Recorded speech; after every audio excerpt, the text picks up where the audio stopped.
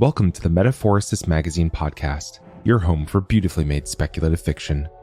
The magazine is edited by B. Morris Allen, and I'm your host, Matt Gomez. This week's story is The Knight Who Carried a Sword in His Heart by Joshua Hagy. Joshua Hagy is a writer, high school and college English teacher, yearbook advisor, and theater director living and working in Western Virginia. He's been lucky enough to have been married for nearly 14 years to his wife, Bethany, who has chosen to find his tendency to live inside his imagination amusing. When he isn't writing or working, Joshua spends his time searching for the perfect taco. He's already found the perfect pizza. Find him on Twitter at @the_Hagy23. That's THE_HAGY23. Let's jump in.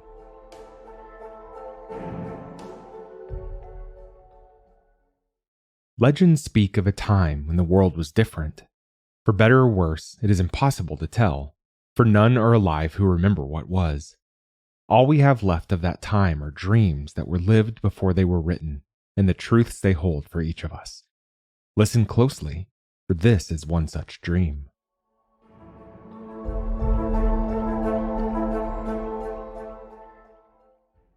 Thunderstorm rain pelted against the thick, oiled canvas of the tent as Lord Philbreck closed his eyes and rested his head in his hands. He breathed deep, inhaling the summer scent of outside atop the musty odor tents never seem to lose, no matter how often they are aired. The desk upon which he leaned and the chair in which he sat were both extravagances on a march, especially one as short as this, but they were touchstones of a sort, a comfort Philbreck refused to travel without. They were there for moments like this, when the weight of the past and the hope of the future were too much of a burden for one man to bear. "Tomorrow," he said, the word barely audible over the late evening storm raging outside. "It will all be over." Philbreck sat with his thin arms drawn close, his back hunched over the table. He sat folded up, as if he were hiding for fear of the storm raging outside. He would stand in a moment, unfold himself into the tall man whose iron will took up more space than he ever would. But for now, Philbreck protected something that he had not dared to feel in a very long time. Hope. "I pray it is so, my lord," said Abraham from the far corner of the tent. He sat upon a simple stool, wrapped in a philosopher's robes and marked with the philosopher's ink upon his forearms. The skin around his eyes was wrinkled with time, and his beard had moved beyond gray to the white only great age bestowed. His long, slender fingers looked as if they were made to hold the kind of thick book which now rested in his lap. They trailed along the edges, a silent wish that he could return to his reading rather than take up the thread of an argument he knew would not benefit either of them. "Is that doubt I hear, Abraham?" "It is faith, my lord." "Faith." Philbreck laughed, but it was a gentle, teasing laugh. "You can't have faith without doubt. Otherwise, you'd know for certain, and you can't have faith in what you know for certain. Certainty breeds mistakes. You would do well not to be too certain of what you think you know, and to be more certain of what you don't. A man could spend his entire life exploring the distance between those 2 points, and count it well spent." "I'll count my life well spent if no one ever has to lose their son the way I have," Philbreck said. For all his learning, Abraham never quite knew what to say in these moments. Silence wrapped itself around Abraham's heart. He wanted to speak, but even the right words, for all their power, wouldn't affect the young lord. Philbreck's father had listened to Abraham's advice. He had believed in magic and in the old ways that Abraham embodied, and Philbreck was determined to set aside. Abraham had promised to look after Philbreck, but the young lord had long since turned away from his counsel. The old man remained with Philbreck more out of a sense of duty to his father than loyalty to the young lord who thought him a relic of bygone days. The sound of the storm intensified for a moment. Philbreck felt mist and wind for a brief moment before the sensation died away, but gave it little thought. His men had finished setting camp just before the storm hit. It likely wouldn't last long, but it made campfires and a hot meal impossible. He figured most of them would climb into their tents and take advantage of the foul weather to catch up on their sleep. He wouldn't begrudge them that. They would need it tomorrow. "My lord," Abraham said. "Yes?" Lord Philbrick looked up. The man who stood before him lowered his cowl and looked first at Abraham and then at Philbrick, who stood and carefully placed his book upon his stool. He was not sure whom to address himself to, the elder who dressed like a philosopher of old, or the man who was little more than a boy sitting at the table. "I am here to speak to Lord Philbrick," the newcomer said carefully, not wishing to offer disrespect so early in their meeting by making assumptions. "Then speak," said Philbrick. "I am the knight who carries a sword in his heart," he said. He spoke his name like he was telling a story, and he hoped the weight of each word was enough for them to understand who he was. Abraham sat up straighter. "I've come to ask you not to slay the dragon." Philbrick almost laughed. His first thought was the man was feverish and sick and needed help. His second, less charitable thought was that the man must have been mad to brave the thunderstorm, walk through a small army's camp, and barge into a lord's tent spouting nonsense. But his third thought checked the first two. The man stood before him calmly, his eyes clear of all madness. He was bald. His face was bearded and strong, though lined with years. His cloak was simple. Beneath it he wore plain brown pants and a tunic befitting a peasant, not a knight. He was unarmed. There was no blade belted to his waist, and there certainly wasn't one sticking through his heart. He looked like a scholar or a monk, but not a knight. There was nothing overtly threatening about him Philbrick could name, yet the tent felt smaller for his being there. "Not slay the dragon," Philbrick repeated. "Why?" "Because he is my friend." Rain pattered against the tent. Thunder rumbled off in the distance.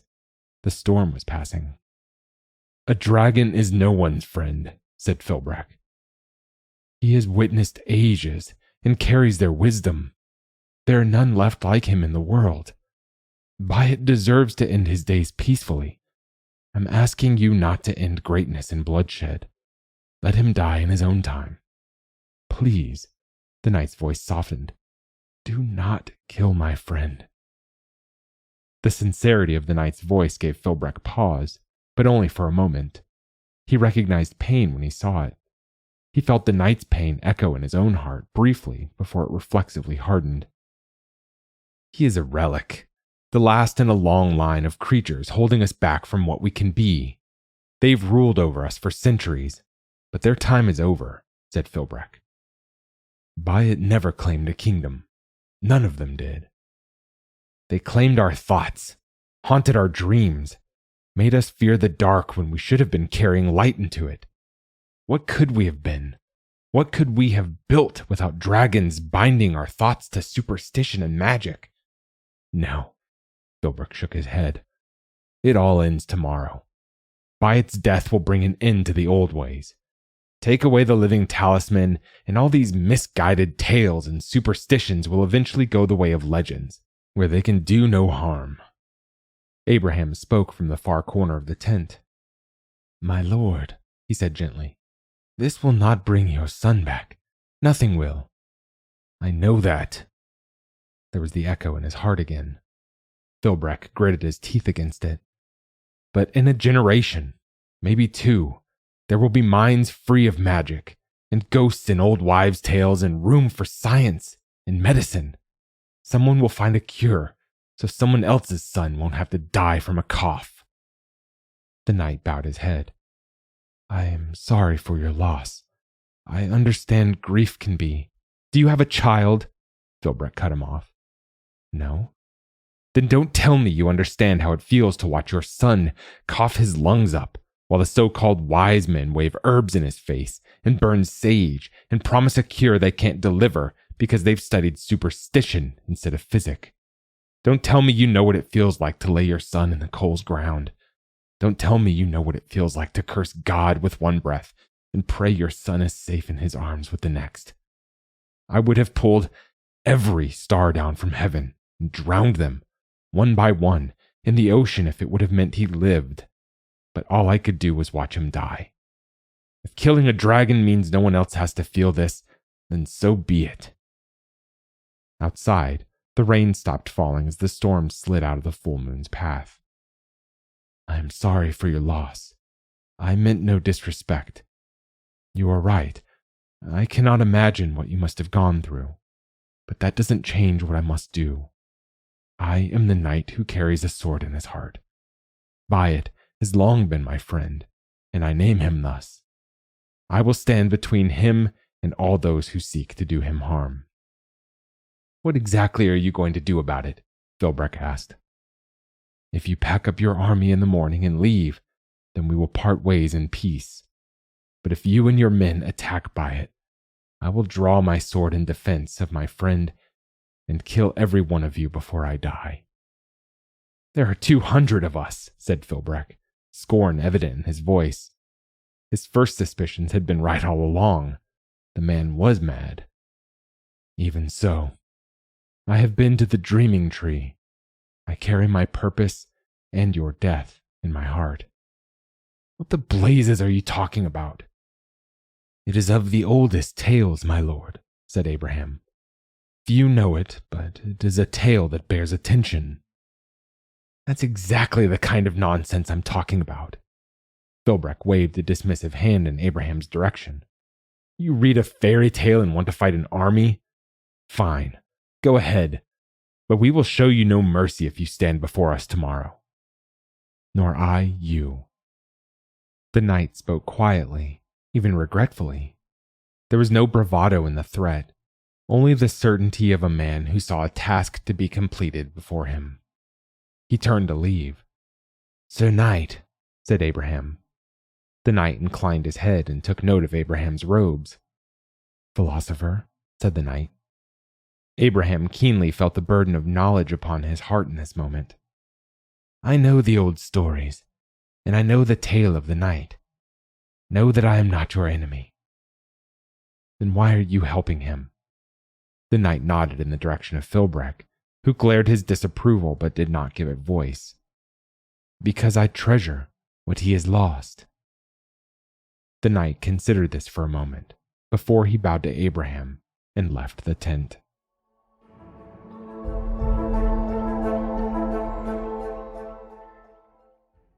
The entrance to the dragon's mountain chamber was small and easy to overlook from the outside. It was barely wide enough for 2 men to walk abreast, and a tall man would need to duck. In stronger days, Byatt could shift into human form. When he had made the entrance, he kept it small. No one looked for dragons in tiny cracks. The knight found the torches where they had always been, tucked into shadows just around the first bend in the tunnel. He spoke a word of magic, one borrowed from Byatt, and the torch came to life with a flame that gave off light but not heat. The knight took a deep, cleansing breath and felt time and weariness fall away from him. He was home. The path meandered only a little. The stone beneath his feet was level, and the walls around him were smooth and dry. It was cool inside the mountain, but comfortably so, like the chill of blankets when you first slide beneath them.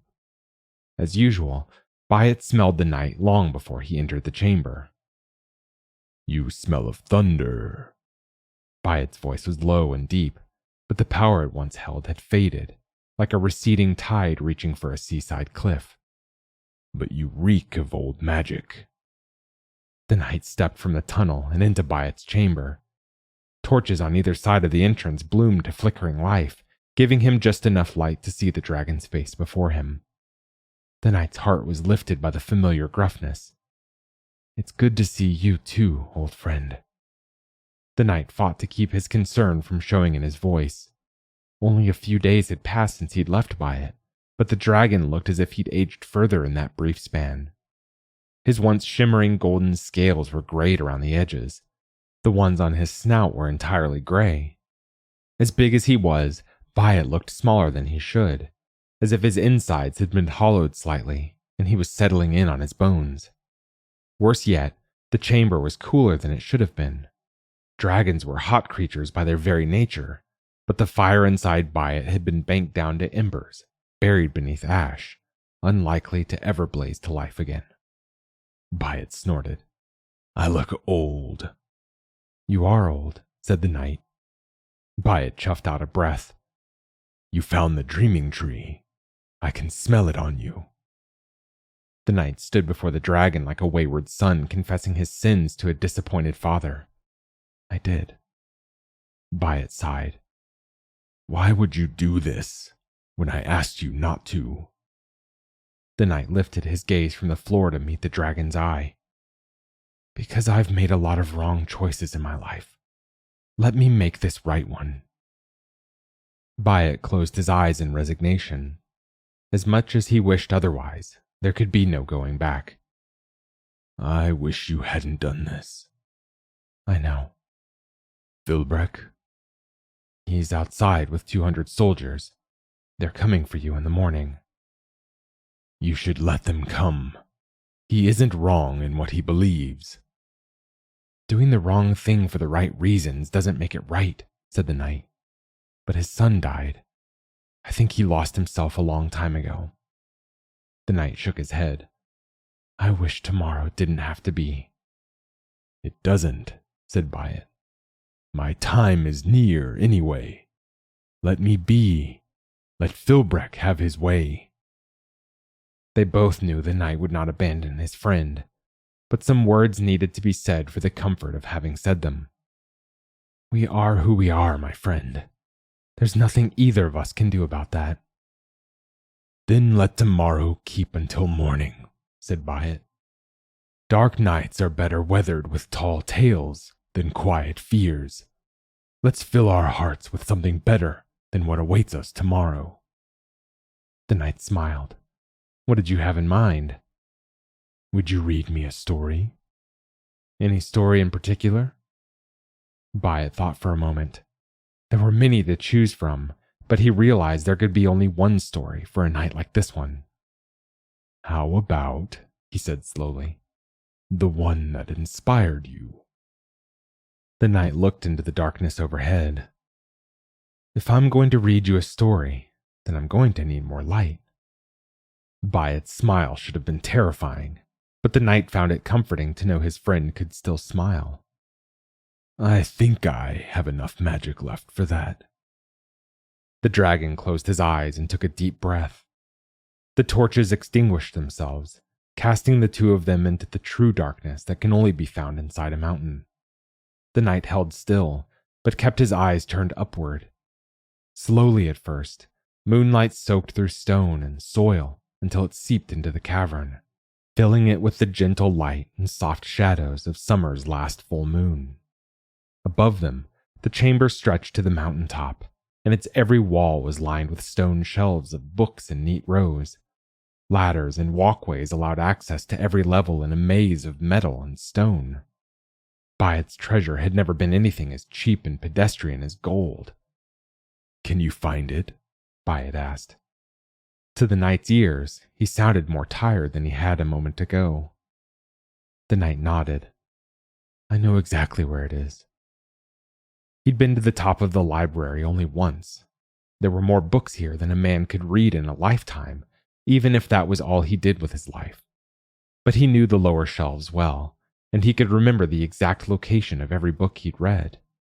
He'd spent many days here, and many nights reading to Byatt when the dragon was uninterested or, as of late, unable to shift forms to read for himself. The best books, like the one with the tale of the knight who carried a sword in his heart, echoed within him long after he finished reading them. He could remember exactly how it felt to sit with Byatt and be humbled by the sense of awe such tales poured into him. What must it have been like to take up the sword? What drove a man to such extremes? Now he knew. Unwilling to waste any of their precious time, the knight jogged through moonlight to a ladder leading up to a second-level shelf. He climbed it, and two more before a short walkway led him to the slender, green volume that contained his favorite story. He held it up to show Byatt, but the dragon wasn't looking. He almost called out before he realized that Byatt wasn't focused on anything. He was waiting patiently, absently staring into moonlight's middle distance because eyes that once pinpointed mice from miles above the clouds could no longer see across their own chamber. The sudden ache in the knight's heart had nothing to do with the sword he carried there. He made his way back down the ladders, taking care to make as much noise as possible so Byatt could track him easily. "Found it," said the knight. "Good." Byatt stretched his forelegs out before him. His hind legs did little more than shuffle as he tried to rise. Massive tendons creaked like ropes on a ship. Joints popped like cannon fire. Scales scraped against stone as he laid his head down upon his forelegs. It was easy to imagine what Byatt had been, especially where moonlight erased the gray from his scales.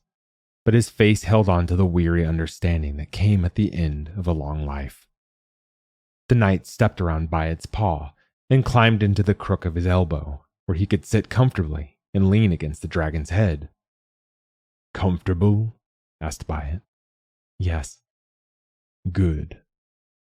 The knight willed time to slow down. Even better, to stop altogether. He wanted to preserve the perfection of this moment, when everything was quiet and still, and he was home safe with his friend, reveling in the peace they'd stolen from the outside world. But the moment was only perfect because they both knew it for what it was, and time had to pass for this to be true. Life could only be lived in motion until it stopped, and they both knew this was an ending. The knight began to read. His voice cracked.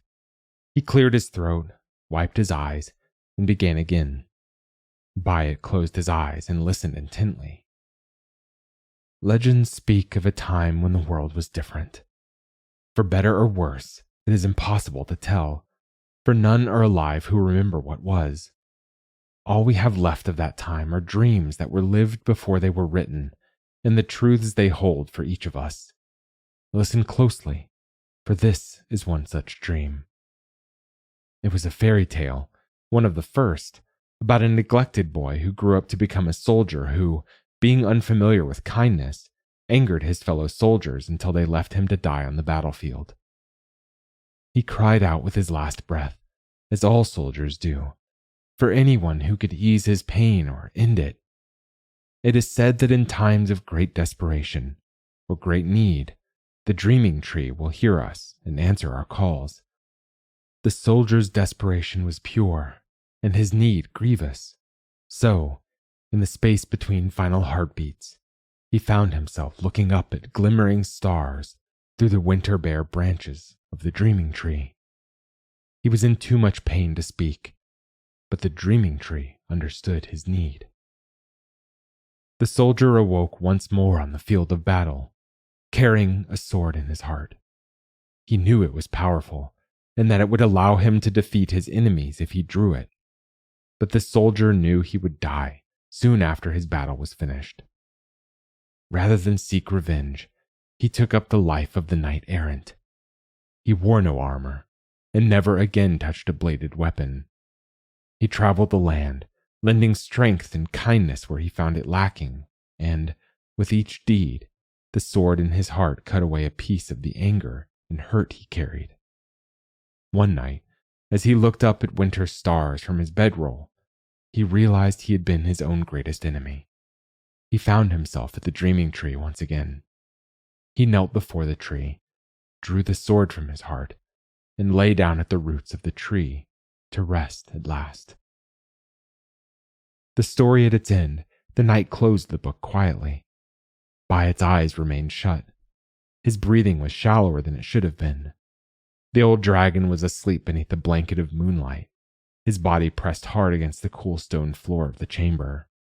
It was hard for the knight to imagine his sleep was restful, and harder still for him to see his friend reduced to such a hollow end. Byatt's time was nearly over. The knight leaned his head against Byatt's. "Thank you for being my friend."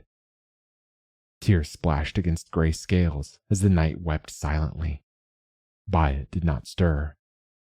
The knight was determined not to be angry at this end, though it was hard.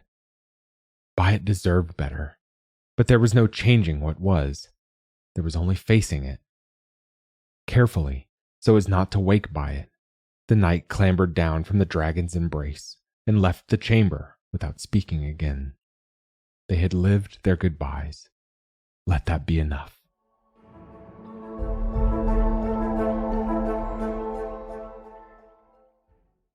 The knight who carried a sword in his heart stood before the mountain and watched the sun rise for the last time. Patches of fog streamed along the valley below, pushed by a breeze so gentle it was almost non-existent. He caught the barest hint of autumn's chill in the stillness of the morning. The knight nodded, satisfied. He would not live to see the season come to pass. It was good that he could feel it, even if only in the slightest way.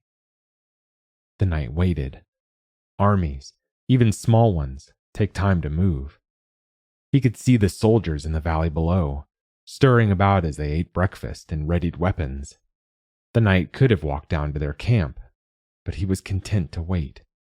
Every passing moment was a moment stolen from death, and it was a beautiful day. It was still early in the morning when the army formed ranks and marched in his direction. There were 3 men at the front, carrying banners. The knight assumed Philbreck was the one in the middle, framed by his colors and bearing only the sword at his waist. The soldiers marched in orderly ranks behind the colors, save for one lone figure who followed behind the column. The knight didn't have to see the figure's robes to know it would be Abraham who marched alone. In time, the army reached the mountain. It was indeed Philbreck who rode between the colors, and he gave the order to halt. He stepped forward with the bannermen while the rest of his army waited within earshot. Philbreck wanted to make sure they heard what passed between the knight and himself. "Sir Knight." "Lord Philbreck." He looked tall this morning. He was confident in who he was and what he was about, and he wore this confidence like armor. He believed in what he was doing. That made him dangerous. The knight did not quail before Philbreck and his army, for he believed, too. "I told you last night there would be no quarter," Philbreck said. "This is your last warning. Stand aside. Let us pass and we will part ways in peace. But know, if you raise a hand against me or my men, you will be cut down." This moment was not an honest one. It gave all appearances of being the last point at which the bloodshed to come could be avoided. That was a lie. The moment was a formality. There was nothing honest about it. What was about to happen had been decided long ago by 2 men who had not seen where their path would lead when they first stepped upon it. "We are who we are," said the knight. "I will not stand aside any more than you will walk away. Let's not make a show of this." Philbreck nodded. "So be it." He drew a deep breath to bellow the order to advance. The knight who carried a sword in his heart raised his right hand to his chest, closed it around a hilt he could not see but believed was there, and drew the sword from his heart. He felt every inch of it slide through his chest, a freezing, searing agony that stiffened every muscle in his body. The knight gritted his teeth against the pain. He believed in stories. He believed in magic. He believed in the dreaming tree, in dragons, and in himself. The blade came free, and the knight held it out from his body. Silvered edges caught the morning sunlight and cut it in two. The sword was simple, as befitted a powerful weapon. It was marked only by a rough, broad crimson streak running the length of the blade, like the heartwood of a great cedar. A single drop of blood rolled off the tip and fell to the ground. The knight moved. He went from standing still to being in motion without appearing to move through any of the steps in between. Blood arced. 3 men fell to the ground screaming, dying from wounds that appeared like magic. The knight moved past them, secure in the knowledge they were no longer a threat. The first rank charged, but they only had time for a single step before the knight smashed into them. In seconds, he was through that line as well, and every single soldier along the line was down. He moved through the ranks like blazing fire. His sword cut through armor and steel as easily as flesh, and it lent him both power and speed to fulfill its promise. No man could stand before him. Those farther back in the ranks had a few precious seconds to ready themselves. They struck out at the knight, who wore no armor. The knight accepted his wounds as the price of his decision and struck back with inhuman ferocity. He should have died quickly, but he fought with borrowed strength. The sword would keep him alive until his battle was finished. That was how the story went. When the ranks broke, the knight followed. He was violence given human form. No one who raised an arm against him could stand, and he left a river of blood in his wake that stopped only when he raised his sword against Abraham. "I am not your enemy," Abraham said. The knight quivered with effort of holding back. He fell to his knees, bleeding from too many wounds to stay on his feet. The sword fed him strength, but every breath was agony, every movement torture. Abraham slipped under the knight's shoulder and bore his weight as he took the knight back up to the mountain. He pressed a hand to the knight's chest and felt the magic of the sword fading. At their feet, dying men moaned, begged for mercy, and clamored for help, all to no avail. But Abraham was intent upon assisting the knight. The knight had no mercy to give them. A bloody hand grabbed the philosopher's robes. Abraham looked down to see Philbreck on his back, his other hand clutching at a terrible stomach wound. He gently lowered the knight to the ground and knelt beside his lord. "You promised, my father, you would watch out for me," Philbreck gasped out the words. Abraham's heart hurt. He cupped Philbreck's face with his left hand so that the Lord's eyes were focused on his face. "I tried, my lord." He had done his best, but in the end, Abraham could not save Philbreck from himself. The stomach wound was fatal, though death would be agonizing and slow to come. "All I can offer now is a vulgar mercy." Philbreck's eyes widened. Abraham told himself it was a sign that he understood, though Abraham could not bring himself to believe Philbreck welcomed his end. The knife in Abraham's right hand found Philbreck's heart. Abraham's vision blurred as he helped the knight to his feet and led him to the mountain pass. The knight tried to speak, to offer condolence or apology for Abraham's loss, but he was in too much pain to do so. He closed his eyes and trusted Abraham to guide him. The next voice he heard was Byatt's. "I never wanted this." The knight stirred at the sound of his friend's voice. He tried to speak, but he could only moan. Byatt shifted, helpless.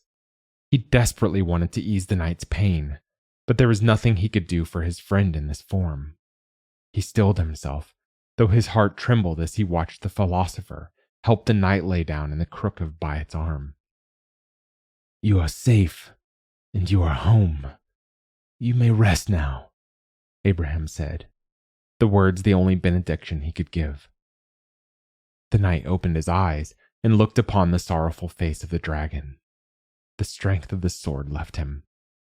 The knight knew his friend was safe, and his battle was finished. He closed his eyes to rest at last.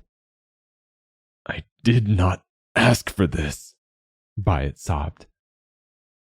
"You did not have to ask, Great One," Abraham said. "There is no greater love than this. He made his choice freely, and you bear no guilt. He wanted you to live in peace." Byatt nuzzled the knight. He lowered his head and rested it upon his forelegs, just as he had the night before. "A broken heart will have to be its own peace," said the dragon. And with these words, the last of the dragons passed from the world. Grief overcame Abraham. He wept for Philbreck, for having failed Philbreck's father, for the men whose lives had been needlessly spent, and for the friendship that ended before him. Such moments were rare, and Abraham wept in awe of what he had witnessed and in regret for having seen it. He knelt before Byatt and the knight and pressed his palm to the stone floor. He spoke a word of magic, one he had learned long ago. Stone shifted and flowed like water, and the remains of the dragon and the knight sank into the floor. In their place rose a great statue, big enough to take up the entire chamber floor, of a dragon listening intently to a knight reading from a book. There were no words inscribed upon the statue's base, The statue would speak for itself to any who cared enough to listen. Abraham left the chamber, his heart heavy. When he left the tunnel, he turned back long enough to press his hand to the mountain. He spoke the word of magic again, this time with a different intonation, one that would add a layer of requirement to the stone that flowed like water. Abraham sealed the mountain against the hope that someday a different dream would come to pass, one in which the world would again treasure everything that lay within, and left this dream behind. That was The Knight Who Carried a Sword in His Heart by Joshua Hagy. Thanks for listening. If you enjoyed this episode, we'd love it if you'd leave us a 5-star review on Apple Podcasts, Spotify, or whatever platform you listen to us on. Or, better yet, share the magazine and podcast with a friend. If you'd like to listen to more speculative fiction, visit us online at magazine.metaphorosis.com or on Twitter at MetaphorisisMag.